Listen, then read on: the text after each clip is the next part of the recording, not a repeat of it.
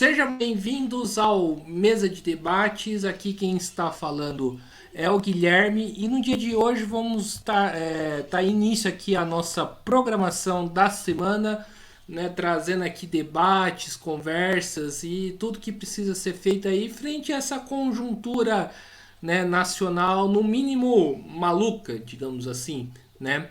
E no dia de hoje eu estou aqui, né, com um cara que eu gostaria de ter, de fazer entrevista, né? Tive essa oportunidade agora, que é o Kleber, né? Ele que é um militante aí, né? Histórico, né? Importante aí do PSTU, que já foi vereador, né? E vamos conversar sobre isso e outras coisas a mais. Então, sem muito, Kleber, antes da gente começar, por favor, né? Fale um pouquinho aí de você. Quem é o Kleber? Então, bom dia a todos e todas que nos assistem nesse momento. O meu nome é Kleber Rabelo, eu sou operário da construção civil, sou ajudante de ferreiro, né? Trabalha naquela parte da ferragem, da estrutura do prédio. Faço parte da direção do Sindicato dos Trabalhadores da Construção Civil de Belém, do Pará, e sou militante do PSTU. E a gente vem nessa militância já há um bom tempo, né? Lutando em defesa dos direitos da classe trabalhadora e da sociedade de conjunto na luta por uma sociedade melhor, pelo mundo justo e igualitário, sem exploração e sem opressão, né? É parte da nossa batalha no dia a dia. Maravilha, Kleber. Conforme eu falei aqui, né, nessa entrevista, você foi, né, por 4 anos vereador aí na sua cidade, né? Como que foi essa experiência de ser vereador, primeiramente? Então, Guilherme, foi uma experiência importante, e esse mandato de vereador, ele foi fruto da nossa luta frente ao Sindicato dos Trabalhadores da Construção Civil, na luta em defesa dos direitos da categoria. Agora sim, foi uma experiência importante para colocar o mandato a serviço das lutas da classe trabalhadora, né? É, Mas foi um ambiente que eu não me senti bem. O parlamento foi um momento da minha vida que eu queria que acabasse logo o mandato para me tocar outras coisas, me sentia como um peixe fora d'água dentro daquele local, né? Assim, me sentia muito ruim. E como vereador, assim, teve algumas coisas importantes que a gente fez, né? Na verdade, o meu primeiro projeto foi o projeto de redução do salário dos vereadores, do prefeito e dos secretários, né? Para reduzir o salário e ganhar igual a um operário especializado ou igual a um professor.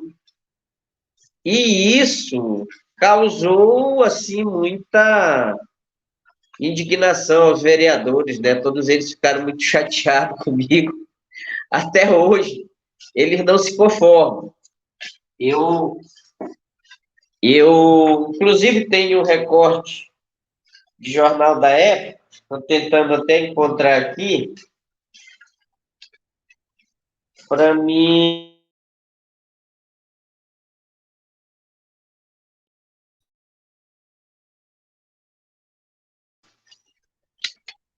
Naquele período colocado na imprensa, né? É, eu ver só se eu acho aqui rapidinho, achei. Então, esse jornal, não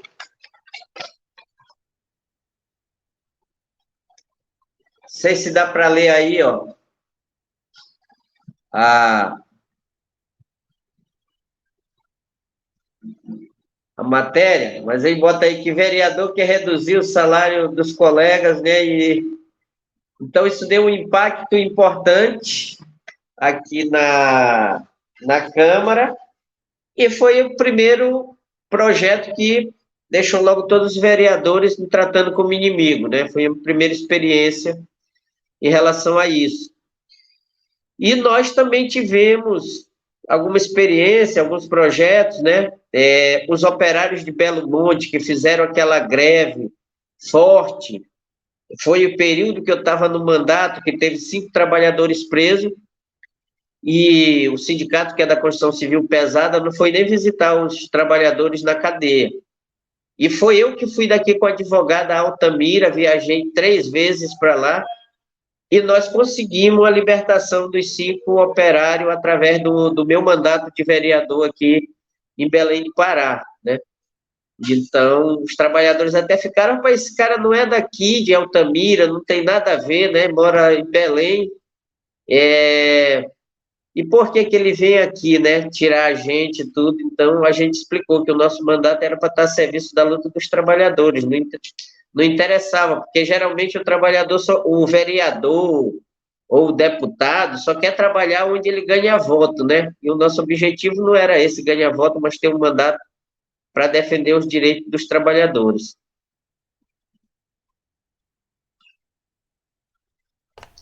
Bem, Kleber. E Kleber, como que, né, um mandato, né, pode estar a serviço aí das lutas dos trabalhadores, né? Se parte, né, parlamentar consegue fazer isso, ou você acha que ela deixa muito a desejar?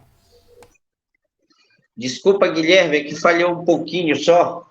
Você poderia repetir aí para mim? Deixa eu só tirar esse barulho aqui um pouco. Tirar esse barulho aqui um pouco. Então, aqui esperando Certo. o Kleber. Pronto, o Kleber voltou. É, ô Kleber,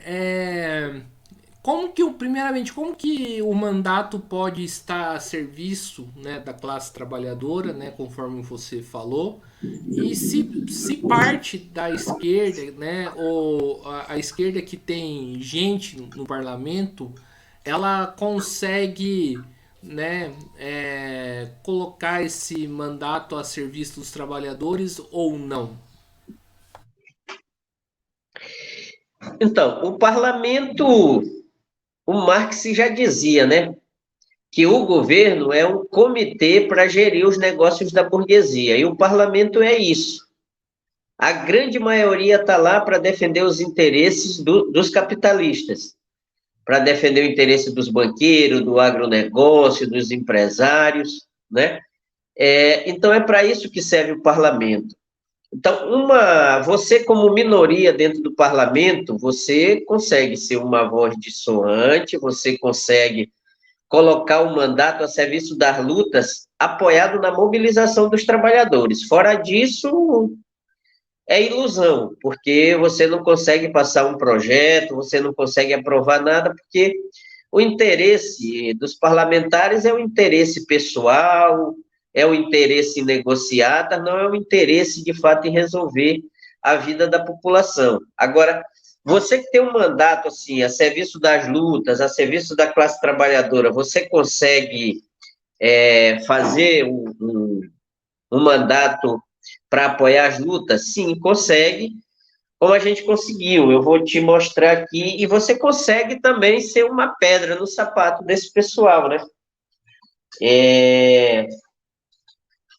Aqui nós tivemos, ó, esse aqui é um panfleto do meu mandato na época, que o prefeito era do PSDB, Zenaldo Coutinho, e ele colocou um projeto na Câmara de Vereadores exigindo. Esse projeto tinha como objetivo ficar com o dinheiro acumulado no cartão digital do Vale Transporte dos trabalhadores, porque tem muita gente que não usa o Vale Transporte, né? Então, o que acontece? O trabalhador vai de bicicleta, o trabalhador às vezes vai de moto ou de carro, e com isso o Vale Transporte ia acumulando no cartão, e o Zenaldo fez um projeto dizendo que o Vale Transporte acumulado do trabalhador que não usava iria ficar para a prefeitura, para o governo, ou seja, um dinheiro que é do trabalhador, que é inclusive descontado 6% no valor do salário do trabalhador para ter o direito ao Vale Transporte. Então, na verdade, isso aí era um roubo ao Vale Transporte do trabalhador. E o que a gente fez? Eu coloquei esse projeto, fiz esse panfleto, e a gente colocou em mobilização os trabalhadores da construção civil. Eu consegui colocar um trio elétrico, um carro de som, fizemos uma feijoada, garantimos água e paralisamos todos os canteiros de obra da construção civil e exigimos a retirada do projeto de pauta. Nós ocupamos a Câmara de Vereadores com os operários da construção civil, e essa luta encampada pelos operários da construção civil, ela beneficiou todos os trabalhadores do município de Belém, porque eles foram obrigados a retirar o projeto de pauta e até hoje nunca mais se falou em mexer no Vale Transporte dos Trabalhadores. Então, você consegue ter um mandato colocado a serviço das lutas, baseado e apoiado na mobilização. Então, como um dirigente da construção civil, diretor do sindicato, com um apoio e um respaldo, apoiado na mobilização, você consegue. Mas, se não tem essa mobilização, se não tem esse apoio, eu simplesmente ia ser uma voz dissonante dentro da Câmara de Vereadores, ia votar contra, e a maioria ia votar a favor e ia passar.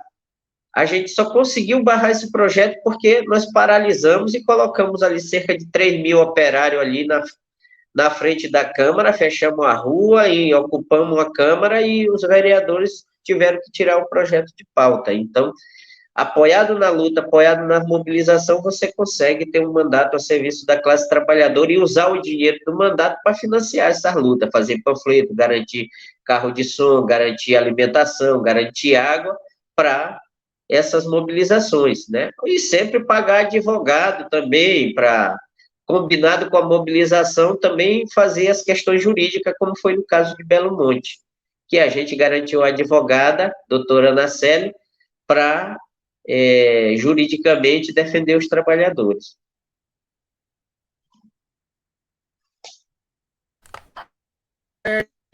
Saindo um pouco aí da questão do seu mandato, o Kleber, né? E falando um pouquinho aí de Belém, né? O Edmilson, né? Rodrigues, que é o prefeito daí, né? Qual que é o balanço, gestão do Edmilson Rodrigues, o prefeito, né, que o pessoal elegeu? Então, o Edmilson Rodrigues é o prefeito do PSOL, né? E sempre tem um discurso em defesa dos trabalhadores e de fazer um governo diferente do da direita para beneficiar os trabalhadores.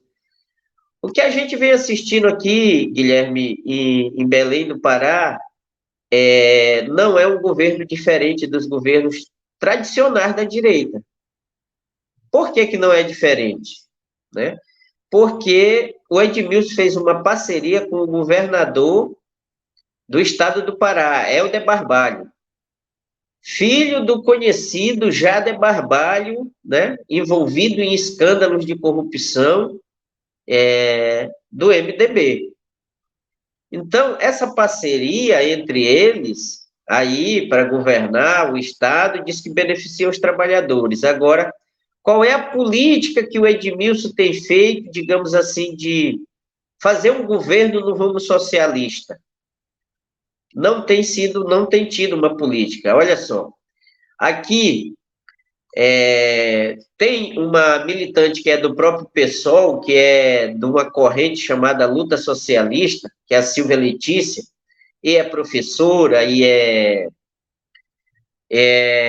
diretora do Sindicato dos Trabalhadores em Educação, aqui de Belém.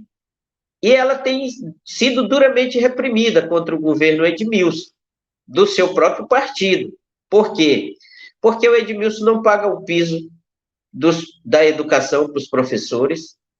Então, ou seja, ele era para fazer um governo diferente. Pelo menos cumprir o que está na lei, pagar o piso dos professores, e não paga. E pior ainda, Guilherme, nessa parte da educação, nós temos trabalhadores operacionais, os chamados ASG, né, que são auxiliares de serviços gerais, tem a merendeira da escola, tem o porteiro, tem o zelador, tem o servente, e tem outros órgãos e outras secretarias também, né?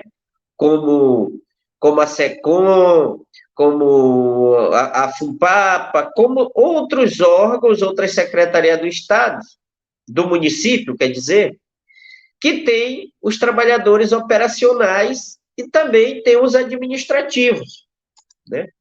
Tem os administrativos. Aí o que é que acontece? Esses trabalhadores, eles ganham abaixo do salário mínimo. E na gestão do Zenaldo, eles ganhavam R$ 927.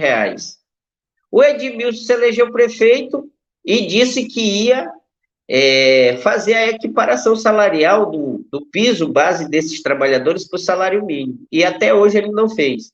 Ele vem dando um aumento, entendeu? Se eu não estou enganado, hoje está R$ 1.045 o valor do salário base desses servidores. Então, quer dizer, um salário mínimo de 1.302, que nem o Lula cumpriu com o que ele disse, né, do salário mínimo de 1.320, o Edmilson está pagando abaixo, continua pagando abaixo do salário mínimo. Disse que só vai conseguir chegar no piso dos professores no final do mandato, né? Hoje ele está pagando 75%, 85% do valor do piso, e vai chegar até o final do mandato, o objetivo dele chegar no piso. Esses trabalhadores ganham abaixo do salário mínimo, e ele tem feito parcerias público-privadas, com empresas privadas, por exemplo. A questão da iluminação pública hoje, ele implementou uma parceria privada que está atendendo, né, essa parte da prefeitura, que é a taxa de iluminação pública. Ele passou essa cobrança e esse trabalho para uma empresa privada sobre a tarifa de iluminação pública do município. Então, é o governo que o Edmilson vem fazendo hoje em Belém, né? Aí ele criou o Tacelado, que é uma forma de dizer que o orçamento, a pessoa participar do orçamento do município, que é o mínimo possível. Então, isso aí, a Câmara que discute e a população discute muito pouco o que é do orçamento, para dar uma cara de dizer que a população tem participação na discussão do orçamento. Então, só para dar um exemplo disso, tem um bairro aqui chamado Terra Firme. É um bairro grande, populoso, pobre, periférico. Então, tipo assim, ele dá uma rua para ser asfaltada. Aí, essa rua, para atingir uma área grande do bairro, aí cria uma briga entre os moradores, porque vai de várias ruas para discutir, para ver quem tem maioria, para saber qual rua o asfalto vai, que a população diz que está decidindo. E aí asfalta uma e fica sem asfaltar, entende como é que é? Então, uma manobra, uma enganação à população, e a gestão está sendo mista com partidos como o PDT, PCdoB, o PT, né? E uma divisão de cargos, inclusive com vários bolsonaristas, até em órgãos do município, como agência distrital. Na agência distrital de Mosqueiro tem várias pessoas que são bolsonaristas que estão lá dentro do governo do Edmilson. É isso, Guilherme. Certo, Kleber. E, Kleber, né, baseado aí na sua experiência como vereador, né, e do que tem sido aí a gestão, né, do Edmilson, né, Rodrigues aí do PSOL, aí em Belém, qual que é o problema, né, do pessoal, né, que você vê? O que o pessoal erra, né, que tá levando a, como fala, a ter esse tipo de prática, né, que você tá colocando? Então, uma das questões é o seguinte, inclusive essa professora que eu falo, a Silvia Letícia, que tem feito luta contra o Edmilson, quando ela faz uma luta contra o Edmilson, o que é que ele faz? Ele coloca um tipo de... É tipo uma milícia. Ele contratou vários DAS, são militantes, tem um cara que chefia essas pessoas e se passam, não, são como funcionários, são tudo DAS, e às vezes agridem essa professora quando está fazendo manifestação contra o prefeito, proíbe de levantar faixa, querem agredir fisicamente, agridem verbalmente, e tanto o prefeito como eles taxam ela como, e os trabalhadores que estão reivindicando ali a sua pauta, tratam eles como se fossem bolsonaristas, entende? Então, eu acho que essa atitude da prefeitura, Guilherme, tem a ver com, para mim, com uma questão ideológica. Essas pessoas, e o próprio Edmilson, que defendia o socialismo, o enfrentamento com os empresários e o sistema capitalista, eles mudaram de opinião e deixaram de acreditar na transformação da sociedade. Para mim, é isso que justifica essas atitudes, né? Eles não acreditam que é possível construir uma sociedade socialista, que é possível construir um governo diferente, organizado, junto aos trabalhadores com democracia operária.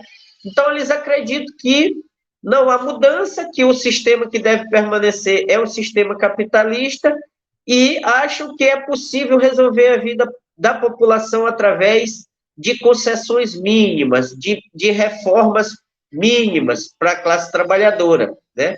Então, como a questão do Bolsa Família, como a questão do micro empresariado, né? A questão do empreendedorismo, do empoderamento que eles falam, ou seja, é tudo por dentro do sistema capitalista. Não precisa mais você enfrentar o capitalismo. Basta você se empoderar. O que é que significa empoderar? O que é que significa o empreendedorismo? Ah, se você é negro, se você é LGBT, se você pobre, basta você ter uma pizzaria, basta você botar um salão de beleza, basta você ter uma lanchonete. Então, você é um empreendedor, um empoderado e, ou seja, o sistema capitalista continua aí. É você montar o seu próprio negócio e viver de forma ali daquele negócio, seja uma cafeteria, seja uma pizzaria, seja uma lanchonete, ou seja, então você é um empreendedor, você é um empoderado e com isso está resolvido os problemas. O problema é que isso não resolve a vida de todo mundo, né? Uma pessoa que consegue fazer isso amanhã está falida, ou depois não consegue sobreviver à concorrência do mercado, e mesmo algum que consiga se sustentar, não consegue resolver o problema de todos da família, do pai, do primo, do tio, da mãe, do irmão. Então, para mim, o que acontece, Guilherme, é essa mudança de pensamento, essa mudança de ideologia que fez com que eles abandonassem a luta pelo enfrentamento do sistema capitalista, pela mudança de sociedade, e acho que é possível administrar o sistema capitalista com pequenas reformas e pequenas concessões à classe trabalhadora.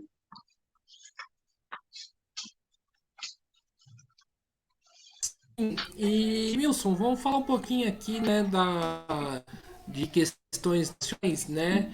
Novo governo, governo Lula. Primeiro, qual que é a sua avaliação aí do novo governo e expectativas, né? Se você tem algumas expectativas, como muita gente da esquerda tem aí do novo governo Lula ou não, né? O que você espera e como que você avalia esse primeiro mês aí do Lula? Então, em primeiro lugar, Guilherme, era uma necessidade derrotar o Bolsonaro, né? Era impossível para a classe trabalhadora conviver com mais 4 anos de um governo LGBTfóbico, racista, machista, né?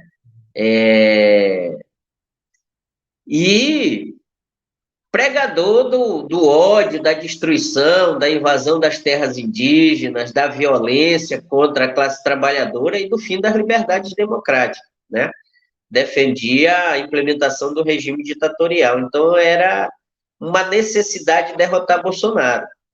Mas nós do PSTU sempre falamos que o Bolsonaro não se derrotava somente com as eleições, que era necessário construir a organização e a autodefesa da classe trabalhadora para derrotar o bolsonarismo nas ruas.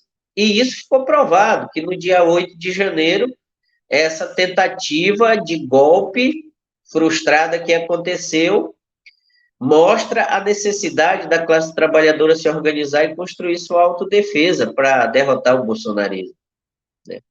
O governo Lula, hoje, ele é um governo de frente ampla, né? Uma frente amplíssima, que engloba muitos setores da burguesia e que vai seguir governando para o capital. No entanto, ele é um governo que vai gerar muita ilusão no movimento sindical, nas organizações da classe trabalhadora, nos movimentos sociais, porque ele tem feito algumas coisas que levam a essas expectativas. No entanto, não tem como servir a dois senhores, né?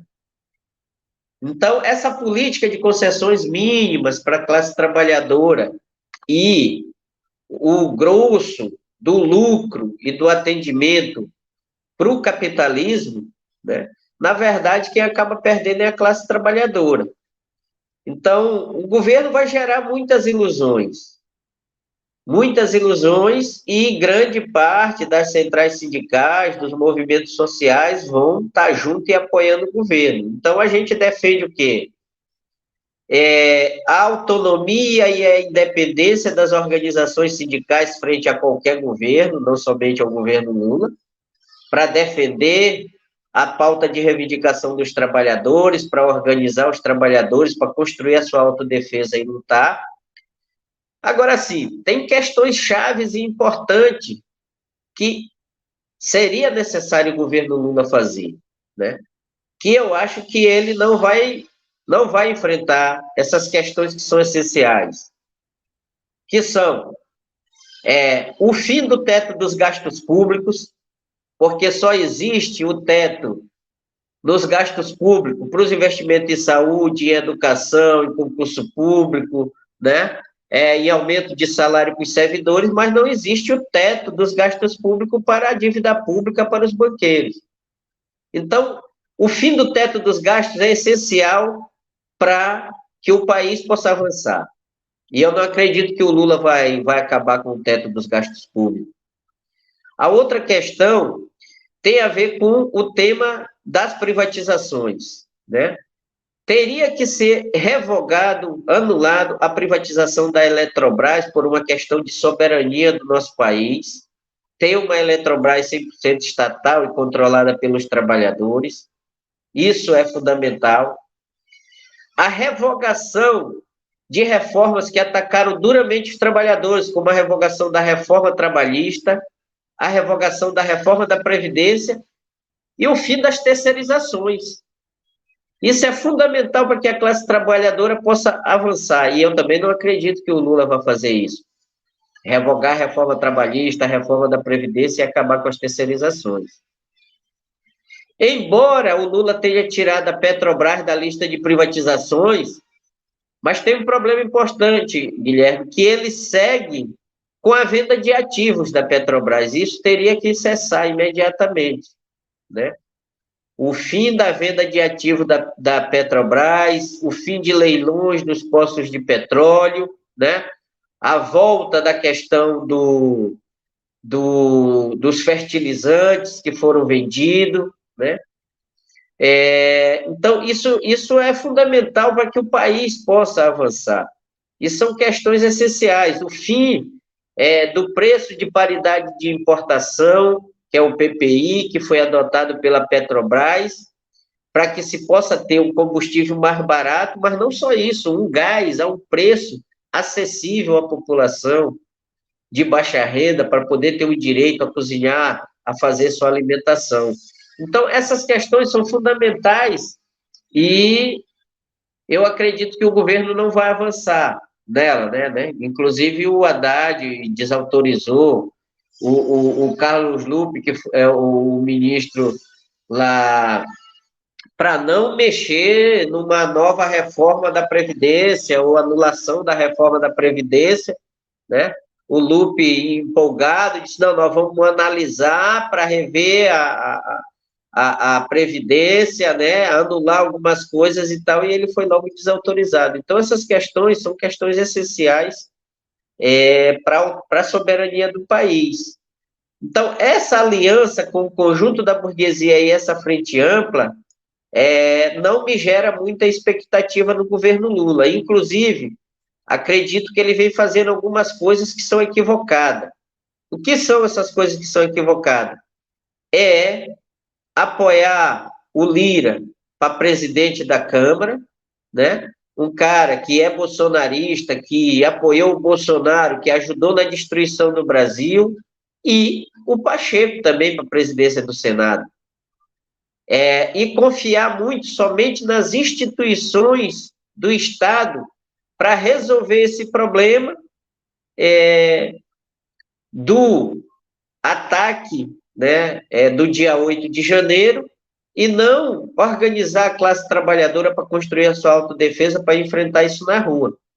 Então, a gente tem na história já, Guilherme, questões importantes como essa. Por exemplo, o Allende no Chile foi confiar no general Pinochet e sofreu um golpe, uma ditadura militar, né, no Chile. O Evo Morales perdeu as Forças Armadas na Bolívia, também sofreu um golpe militar, né? Agora, o Pedro Castilho, no Peru, também tentou organizar uma coisa diferente e é o povo que está na rua aí, tentando enfrentar. E o próprio Chávez na Venezuela também sofreu uma tentativa de golpe militar e só foi derrotada porque o povo foi para a rua. E quando o Chávez voltou de helicóptero, mandou o pessoal ir para casa. Então, exemplos tem muito na história. E o Lula não está organizando a classe trabalhadora para construir sua autodefesa, acreditando somente nas instituições do Estado, nas Forças Armadas, na Polícia, na Polícia Federal, na Força Nacional e no STF. E não pode ser assim. Então, nós achamos que é um erro e nós achamos também que não tem que ter anistia. Os militares estão com essa força por isso, porque fizeram o que fizeram, torturaram, mataram e nenhum deles foi punido. O único país que militar não foi punido foi o Brasil, né? Depois da ditadura. Os outros países da América Latina, Argentina, tantos outros, puniram os militares e no Brasil não houve punição. Então, e tudo que indica agora que o Lula está fazendo, junto com o ministro da Justiça, Flávio Dino, é prender os peixes pequenos.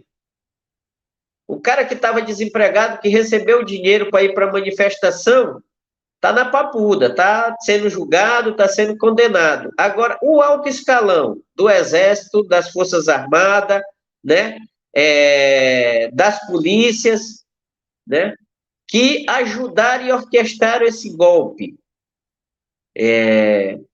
parece que vão ser anistiados, não vão ser indiciados, não vai acontecer nada. Então, a nossa defesa é sem anistia, sem perdão, tem que condenar, meter na cadeia para evitar, porque mais adiante pode ser que ele sofra uma rasteira com essa política que ele vem levando de anistia aí ao alto escalão das Forças Armadas, das polícias e dos deputados, inclusive, né, que estavam envolvidos ou que estão envolvidos nesse processo. E Bolsonaro, com certeza, está por trás disso, dos Estados Unidos comandando toda essa situação. Não é à toa que o Anderson Torres foi para lá se encontrar com ele. Então, não deve ter anistia e nós achamos que isso é um equívoco.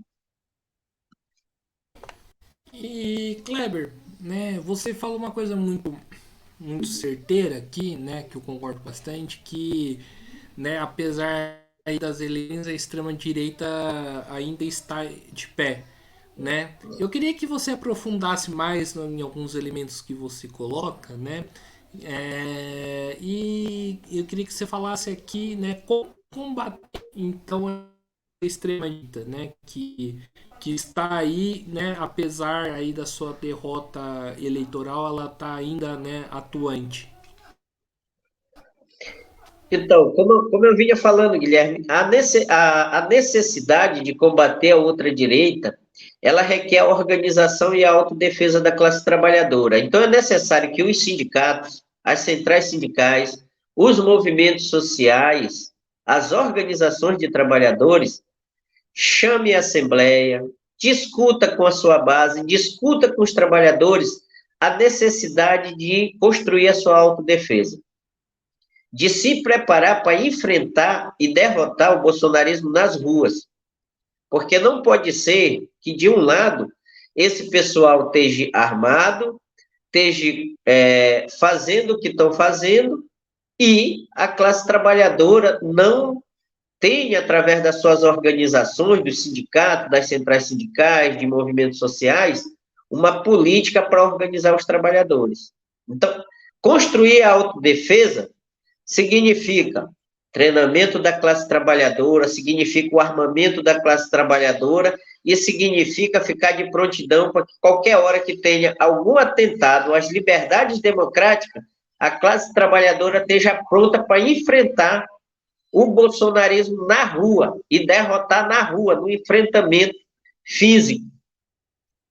Porque esperar pelas Forças Armadas ou pela polícia que apoia esse movimento não vai resolver. E se o Lula perder esse apoio e essas instituições que não só apoiaram o golpe, como escoltaram a passeata até a entrada do Palácio do Planalto, do STF, do Congresso Nacional, se ele perder essas instituições, ele fica sem ter um plano para enfrentar o bolsonarismo na rua. Então, enfrentar nas ruas e construir autodefesa significa descer para as bases, fazer assembleia, treinar os trabalhadores, construir o seu armamento para que possa fazer autodefesa, estar preparado para enfrentar o bolsonarismo nas ruas fisicamente para derrotar, porque não dá para confiar nessas instituições. Certo. E Kleber, como que tá então, né, fazendo essa discussão que você está fazendo aí na sua categoria, né, no sindicato aí aonde que você atua, né? Ou como que você está fazendo essa discussão, né? E como que os trabalhadores vêm recebendo, né, a política aí, né, que vocês estão, né, discutindo? Então, Guilherme, a gente tem debatido isso nos canteiros de obra, que as eleições passaram, mas o Bolsonaro foi derrotado nas urnas, mas o bolsonarismo segue nas ruas. E que é necessário a gente discutir e construir a nossa autodefesa, que nós não podemos aceitar uma ditadura no país, nós não podemos aceitar o direito à perda das nossas liberdades democráticas. E aqui eu queria abrir um parênteses, Guilherme, porque tem uma diferença entre nós e as outras organizações. O que as outras organizações defendem é o Estado democrático de direito. Nós não defendemos o Estado democrático de direito. O que nós defendemos são as liberdades democráticas. Por que não defendemos o Estado democrático de direito? Porque o Estado democrático de direito é esse Estado que utiliza as instituições para oprimir a classe trabalhadora. É através do Estado democrático de direito que a polícia mata pobre, negro, na periferia.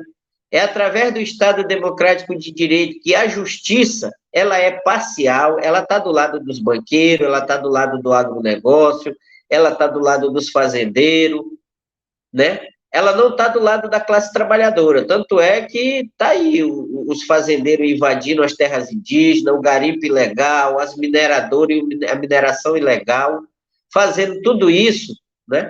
E a justiça não faz nada. Então, esse Estado democrático de direito, ele acaba sendo, entre aspas, uma ditadura da burguesia, que tem o controle dos políticos, que tem o controle das instituições e que estão sempre contra os trabalhadores. Recentemente a gente viu, Guilherme, o quanto o Tribunal Superior do Trabalho, né, seria para defender os direitos dos trabalhadores, julgar a convenção coletiva dos trabalhadores dos Correios e tirar vários direitos dos trabalhadores. Isso é o quê? Isso é parcialidade, isso é para estar do lado dos empresários. Por quê? A ideia era retirar direito dos trabalhadores para privatizar os Correios, para que o capitalista que assumisse os Correios pagasse menos direito aos trabalhadores. Então, esse Estado democrático de direito, ele é parcial, ele tem lado. E o lado dele é o lado dos empresários, dos banqueiros, não é da classe trabalhadora. Agora a gente está vendo aí um grande escândalo de corrupção aí, né? Com a recuperação judicial das Americanas, o rombo de 47 bilhões de reais. Quer dizer, o cara desse não vai preso, não faz nada. E era um dos caras que questionava, falando que o governo era corrupto, que o Lula era corrupto, né? Um bolsonarista de carteirinha. E agora? Por que um cara desse não vai para a cadeia, não se pega, se expropria os bens dele, se paga os trabalhadores? Ninguém fala nos trabalhadores, só fala nos fornecedores. Ah, os fornecedores da Americana precisam ser pagos. Então, nossa defesa é das liberdades democráticas, é do direito dos trabalhadores de lutar, de fazer greve, de organizar a nossa classe, de defender uma sociedade justa, uma sociedade igualitária, de defender a construção de um novo governo onde os trabalhadores, de fato possam ter direitos e conquistas, né? Ter uma coisa justa, uma coisa igualitária, que no sistema capitalista não tem. Então, essa é uma explicação importante porque nós defendemos as liberdades democráticas e não o Estado democrático de direito, né? Ela é uma questão fundamental. E isso a gente tem passado com os trabalhadores e tem conversado com os trabalhadores e tem discutido a necessidade da nossa organização e de enfrentar o bolsonarismo nas ruas e que os trabalhadores têm que se preparar para isso, ficar de prontidão. Então, esse debate a gente tem feito nos canteiros de obra, junto com os trabalhadores da construção civil aqui em Belém. E, Kleber, pegar esse finalzinho aí de entrevista, né? Até porque eu sei que você tem compromisso, mas peço aí um pouquinho da sua paciência. Falar um pouquinho aí, né, da situação aí dos canteiros de obras, né? Como que estão as coisas aí, né? Quais são as demandas, indicações aí do sindicato aí do Belém do Pará, né? Quais são os problemas aí do né? Como que tá a situação aí na sua categoria? Então, Guilherme, nós temos problemas diariamente na construção civil, né? Nós visitamos os canteiros de obra pela manhã, o trabalho sempre começa às 7 horas e às 7h30, em algumas obras. Então, a gente visita esse horário de 6h30 às 7 para conversar com os trabalhadores e resolver os problemas. E os problemas aqui são diários. Belém é uma cidade grande, né? E as pessoas pensam que quem mora em Belém mora em uma capital que, digamos assim, os trabalhadores vivem em boas condições de vida, e não é assim. Por incrível que pareça, Guilherme, as condições dos operários da construção civil e muitos canteiros de obra aqui, eu diria que ela é praticamente análoga à escravidão, em alguns aspectos. Por que eu te falo isso? Olha, na sexta-feira agora, dessa semana que passou, né? Hoje é terça, nós, da diretoria do sindicato, tivemos em 3 canteiros de obra de uma mesma empresa, uma construtora chamada Freire Melo, eu vou falar o nome dela aqui, Freire Melo, que serve alimentação para os trabalhadores em Quentinha, no canteiro de obra. A fornecedora da alimentação, ela coloca, serve as quentinhas 10 horas da manhã, só que o almoço é meio-dia, né? A jornada de trabalho vai até meio-dia. Quando os trabalhadores chegam para almoçar meio-dia, a alimentação, além de fria,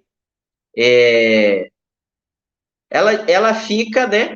Como diz os trabalhadores ali, cheia de gordura, cheia de sebo, fria e uma alimentação de péssima qualidade, sem tempero, pouca, que não consegue alimentar os trabalhadores.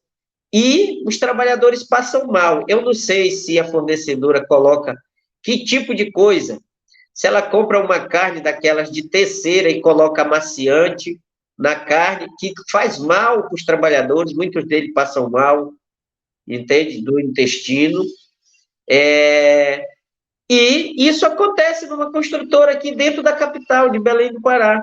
Entende? Nós tivemos nessa obra organizando, conversando, paralisando os trabalhadores para exigir a troca da comida. Essa é uma luta que a gente está fazendo em vários canteiros de obra. Então, quer dizer, ficou tudo caro. Ficou caro o óleo, ficou caro o arroz, ficou caro o feijão, ficou caro a carne. E o fornecedor quer descontar no trabalhador. É pouca alimentação, uma comida sem tempero, de péssima qualidade, que acontece aqui dentro do canteiro de obra. Então, você imagina que uma coisa dessa aconteceria só numa fazenda, num trabalho escravo. E isso acontece aqui dentro de Belém. Ainda falta muito sobre o tema da segurança, né? Para os trabalhadores. E quando o trabalhador sofre um acidente de trabalho, a empresa não ajuda o trabalhador. A gente está acostumado a fazer coleta no canteiro de obra para arrecadar dinheiro para o trabalhador que está acidentado, né? Dar uma cesta básica, mas a empresa não ajuda, não dá nada.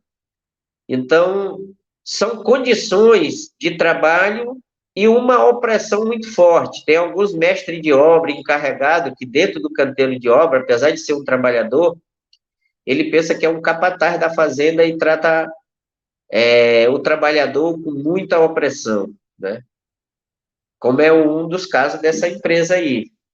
Então, são problemas corriqueiros que a gente vive, e as terceirizações é um problema grave no canteiro de obra, porque as empresas, elas terceirizam. Tem empresa que tem várias terceirizadas dentro. Tem gente que trabalha só na carpintaria, fazendo forma, tem gente que trabalha só com a ferragem, tem empresa que trabalha só com alvenaria e reboco.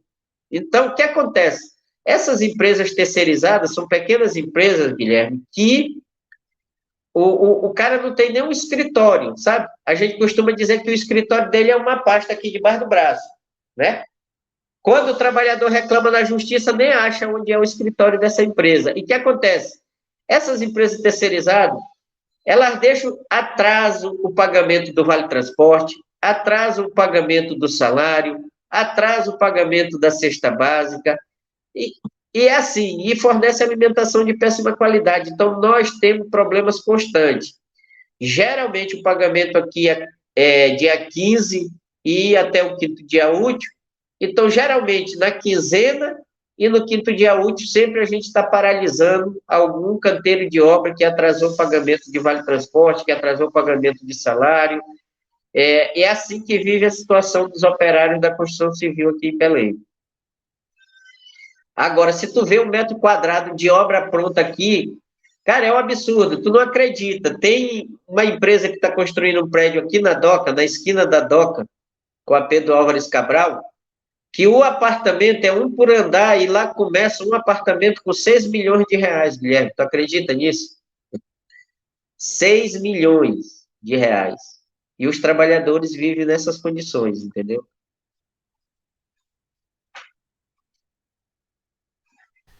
Sim, Kleber, estamos aqui quase no final da entrevista. Vamos aí para uma pergunta, né? Estou aqui com o Kleber, militante aí do PSTU, da CSP com lutas e também aí, né, da construção civil, né?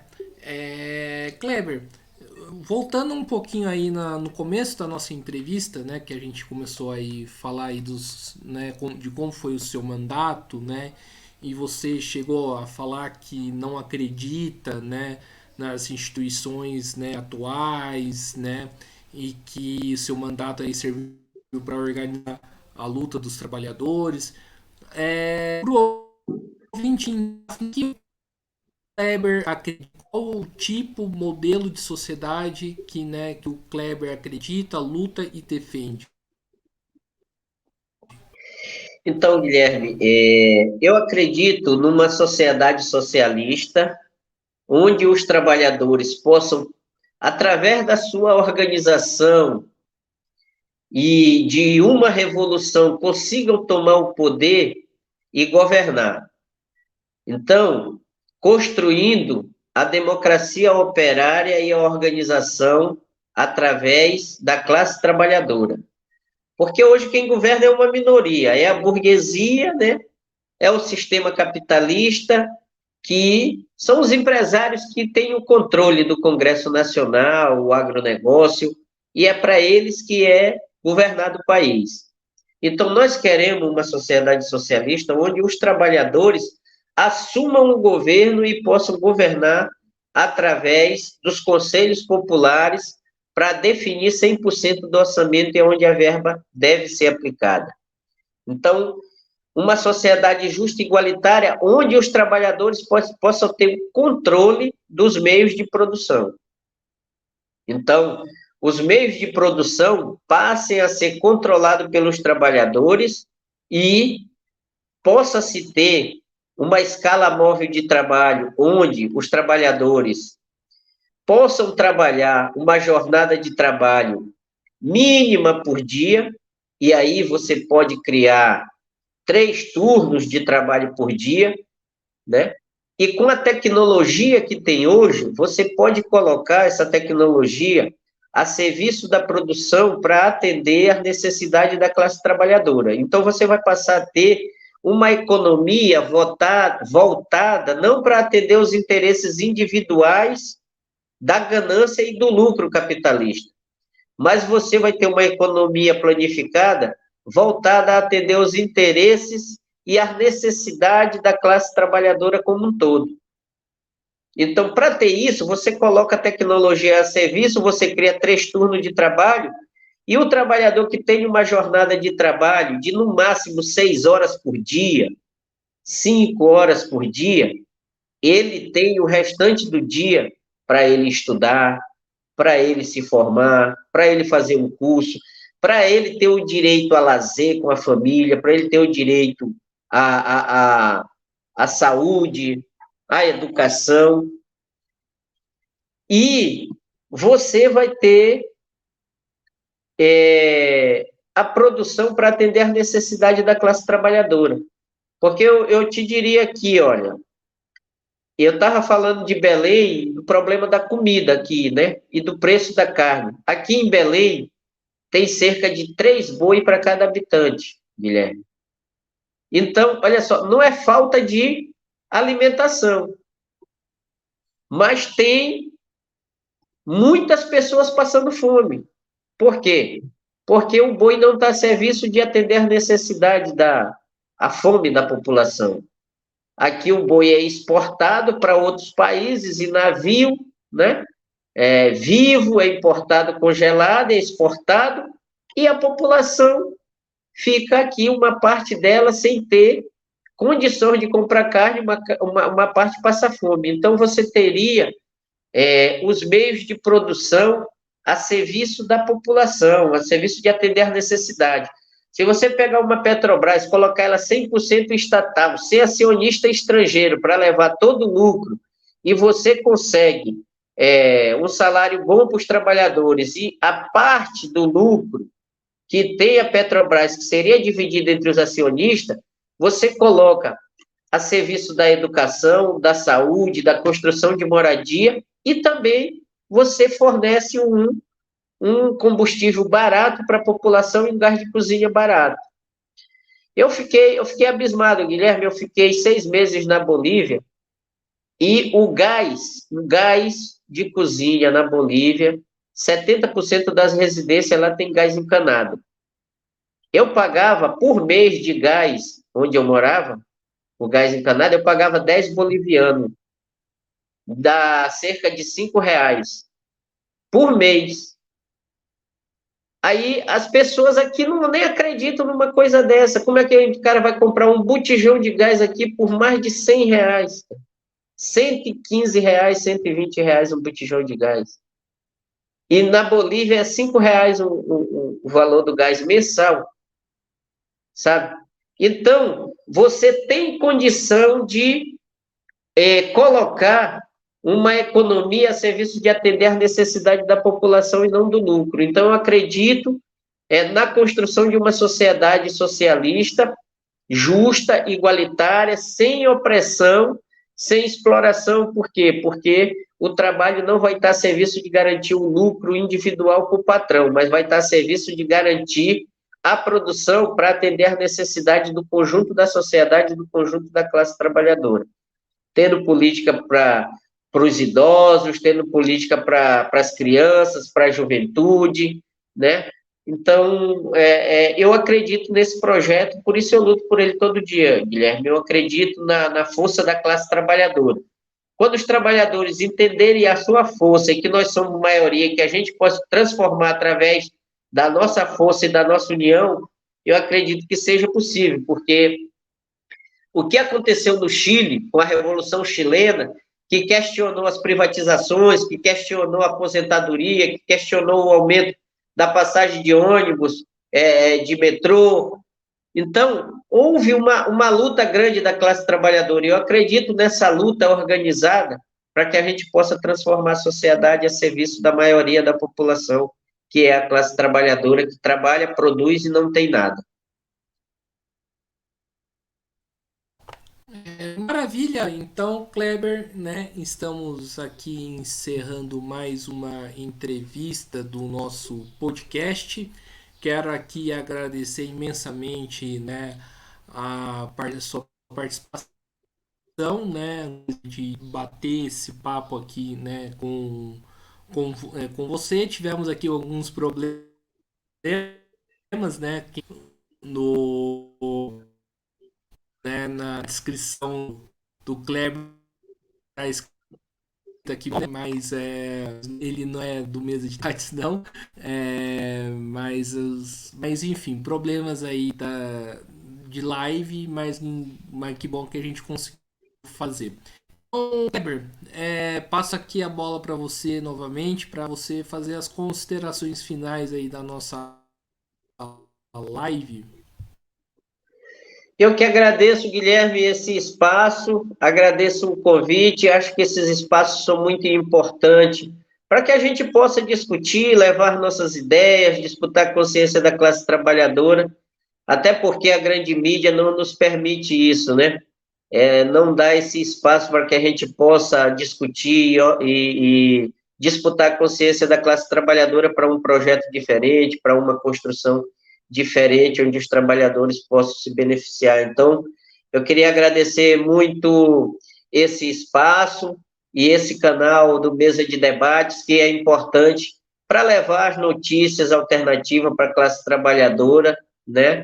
E a diversidade do pensamento que existe no conjunto da sociedade.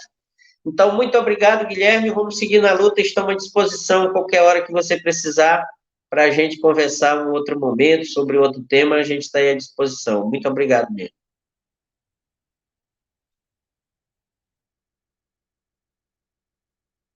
Maravilha, então, né? Mais uma vez aqui agradecendo ao Kleber, né, por ter participado e assistiu esse sempre aí de sim canal debates de tudo um pouco, Curta, compartilhe, comente esta live e outras lives que o canal produziu, mas também matérias, programas aí do nosso podcast. E também curta a nossa página do Facebook, podcast Mesa de Debates de Tudo Pouco. E siga a gente no Instagram, Mesa de Debates. E além do mais, né, contribuir aqui para o nosso Pix 385